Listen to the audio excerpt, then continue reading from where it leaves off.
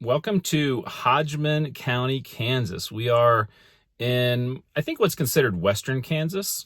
A lot of Kansas is considered Western Kansas, and we're certainly in the western half of the state. And like a lot of the counties out here, very sparsely populated.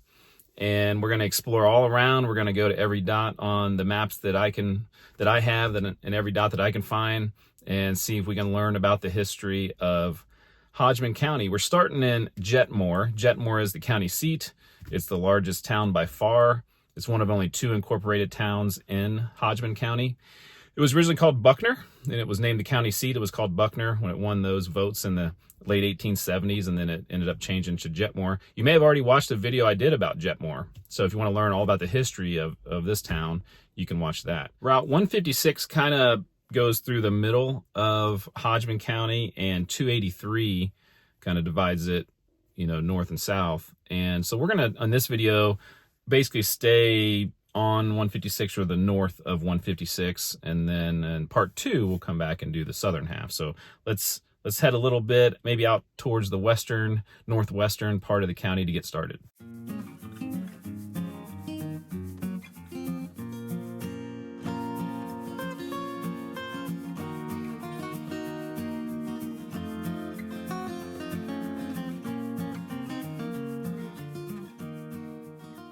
It started out as a very windy day here in western Kansas, like it is often. So sitting in the car to try to avoid the issues with the microphone.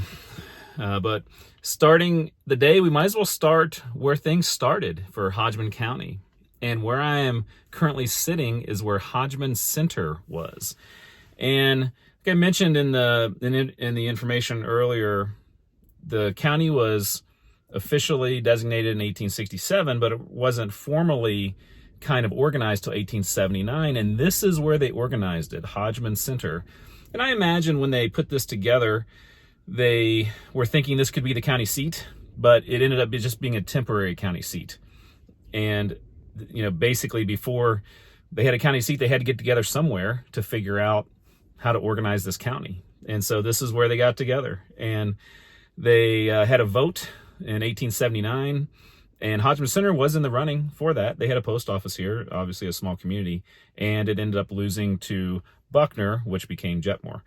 And now, there's nothing here except for obviously somebody's farm, and there is a old concrete structure kind of abandoned or torn down. I doubt that's from the old Hodgeman Centre days, because they only had a post office for 1879, 1880. So I doubt that was anything from back that long ago, but you can see that there's something here in Hodgeman Centre where the people who lived here probably thought it could become the center of Hodgeman County.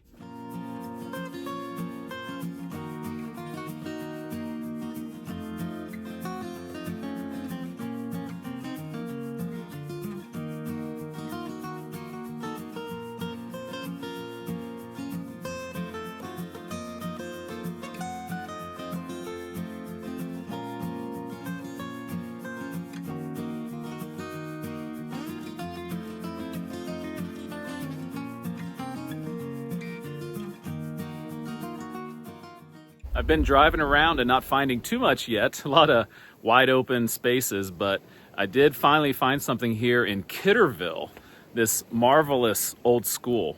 And Kidderville was started in 1879, at least the post office was, kind of the same time as the rest of the county, and survived until I think in the 19-teens. These little communities were often around a school or a church, and Kidderville obviously had a school here, and there were probably many schools all throughout here, every several miles in the late 1800s, because there weren't cars, and you had to walk to school or ride a horse to school or something like that, and so there would be lots of these schools out here, and not too many of them survived. So it's great to see one here in Kidderville. There's a cemetery just down the road as well, and so Kidderville had something like 30 to 40 people in the early 1900s, and just being this far, out here on the back roads, as modern roads were built, more people would move to places of convenience like Jetmore, which isn't too far from here. Over in the cemetery, you could see all the families grouped together. So it's a small cemetery, and there's more space to expand, but you would go to one little spot and there would be 7 or 8, headstones from the same family. Then next to it, there'd be that family group together. So, you can definitely see the sense of community that they still have here in Kidderville. I've seen Kidderville spelled with 2 T's and 2 D's on different places, so I didn't know which one it would be, but when I saw the cemetery, they have the sign there, Kidderville with 2 D's.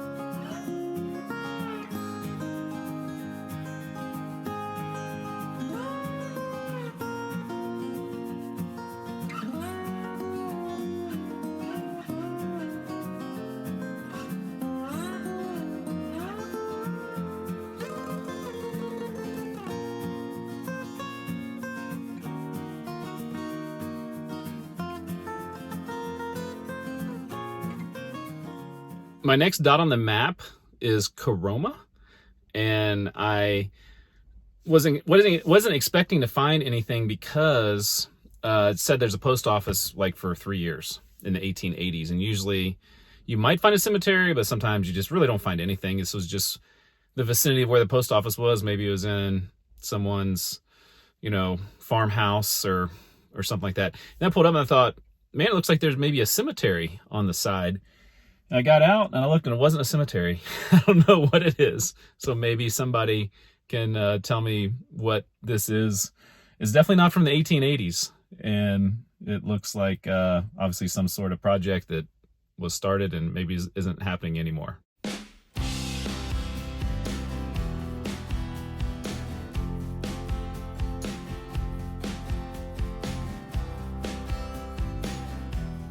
The next dot on the map I saw is named Pawnee Valley, and I was hoping there'd be something here because I stayed in the Pawnee Valley Lodge last night, which is interesting. I wonder why they named the lodge that. There's no one, when you check in, there's no one there. It's kind of like you call them up and they tell you where the key is. And so I was kind of curious as why it was named Pawnee Valley when I got there. And then there's an actual post office for 16 years in the 1800s here. Maybe there was a school here. Maybe the person who built the hotel went to school here somewhere, but there's nothing left anymore. I saw some hay bales off in the distance.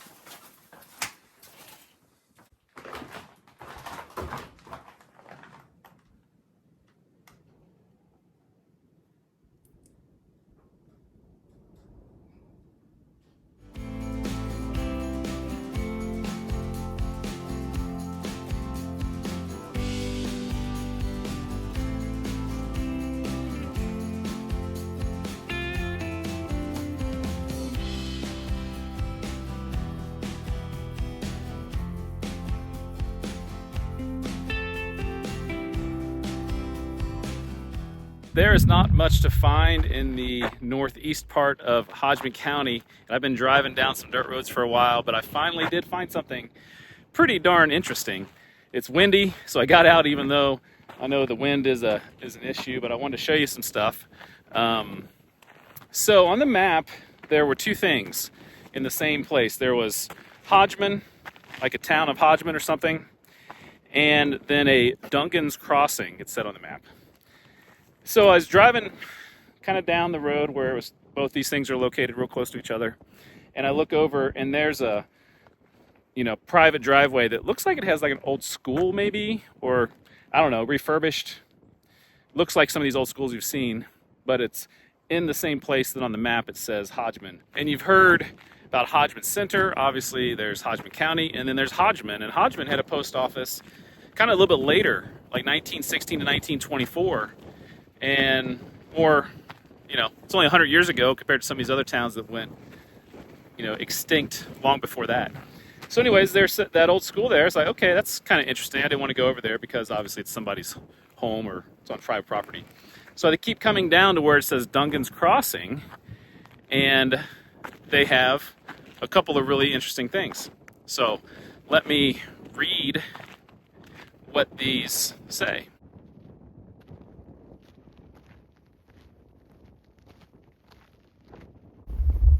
This says Fort Hays, Fort Dodge Road, Pawnee, Fort Crossing, and this is some old post rock. We've seen that in Lincoln County before.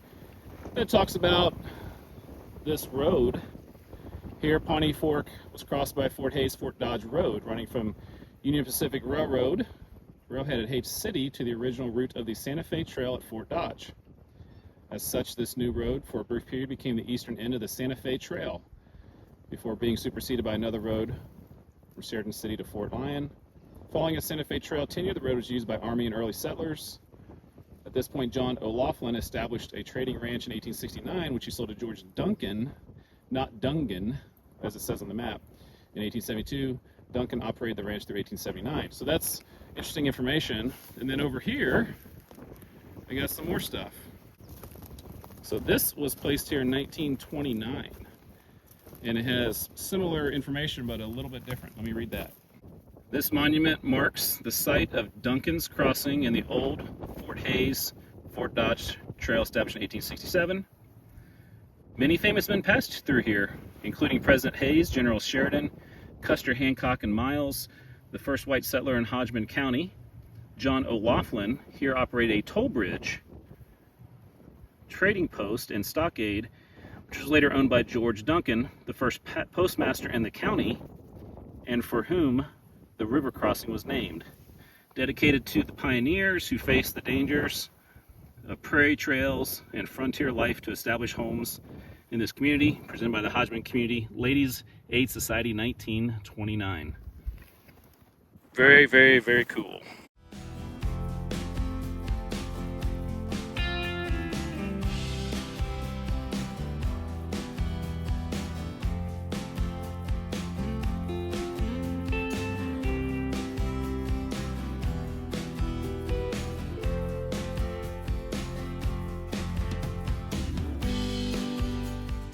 Located just a few miles down the road from the county seat of Jetmore is Hanston. It's the only other incorporated town in Hodgeman County. It was originally established as Marina in 1878 and was second in the county seat votes when the county was organized. In 1901, the railroad came through the town, and the town name was changed to Olney for just a year. The depot with stockyards was built for the transport of cattle, and in 1902, the town changed to Hanston. The Hahn family donated land for the city. The population has been amazingly consistent, always being 200 to 300 people throughout the life of Hanston.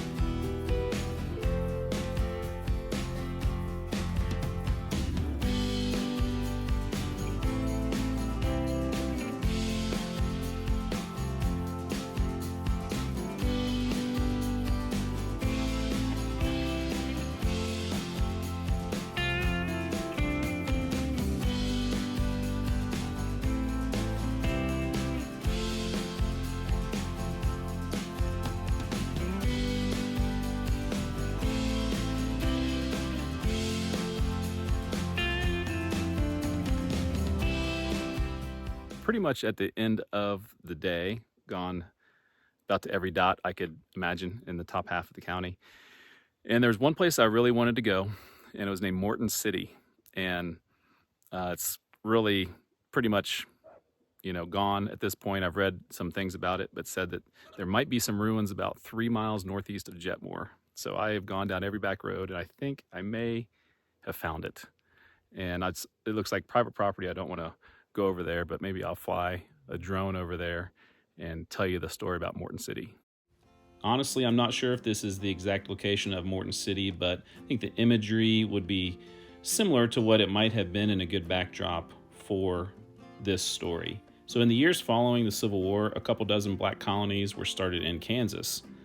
After Nicodemus was established in northwest Kansas, exodusters arrived by train about 30 miles away in Kinsley in March of 1879. They headed into Hodgeman County and began to form Morton City, which they named after Oliver P. Morton.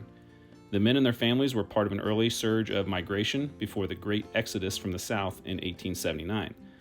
Most who left during the Exodus were responding to the South's Reconstruction, which resulted in violence and economic dependency for black residents. A dream of free land spurred them on, and under the 1862 Homestead Act, the federal government provided acreage to any settler, regardless of race or sex, who improved the land for 5 years.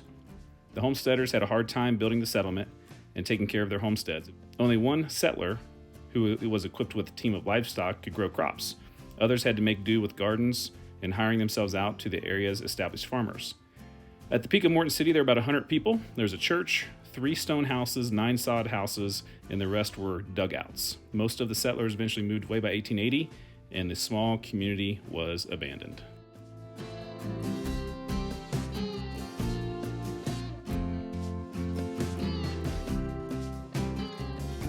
Thanks for making it all the way to the end of that video. And now that you're here, let me tell you a little bit about some of the extras that we have on the channel. One of the things you can do is you can become a member. There's 3 levels. There's the supporter level, there's the producer level, and the executive producer level. And all 3 levels have different perks, and as you are more supportive financially, there's more perks. And we have extra videos every week and a lot of fun stuff going on in the member section. If you haven't done so, make sure you check out travelwithawiseguy.com. We've got lots of extra stuff on there, and one of the things is merchandise. You can get you Travel with a Wise Guy t-shirt. We have Death Go Round t-shirts. We have some coffee mugs, different things that are a lot of fun, and people seem to have enjoyed. Good quality there.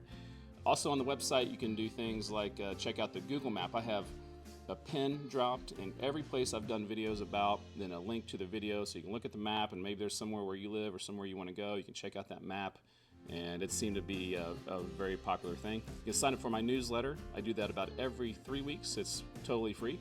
And there's also all kinds of other links and tidbits in there, old videos, podcasts, just everything I could think of I throw on the website. So make sure you check out travelwithawiseguy.com. Thank you for everyone who has been supportive of this channel, and thank you so much for making it to the end of this video. Dang, no points allowed all season. Incredible.